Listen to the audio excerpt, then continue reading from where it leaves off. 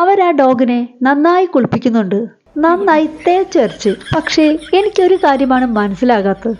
എന്താന്ന് വെച്ചാൽ ആ ഒരു മഴയത്ത് മഴ നന്നായി പെയ്യുന്നുണ്ട്. ഈ ഒരു ടൈമിലാണ് ആ നായയെ കുളിപ്പിക്കുന്നത്.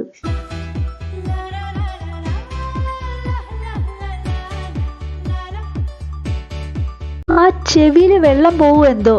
ആ ചെവിയുടെ അവിടെയാണ് ആ സ്പോഞ്ച് വെച്ച് ഒരതുന്നത്.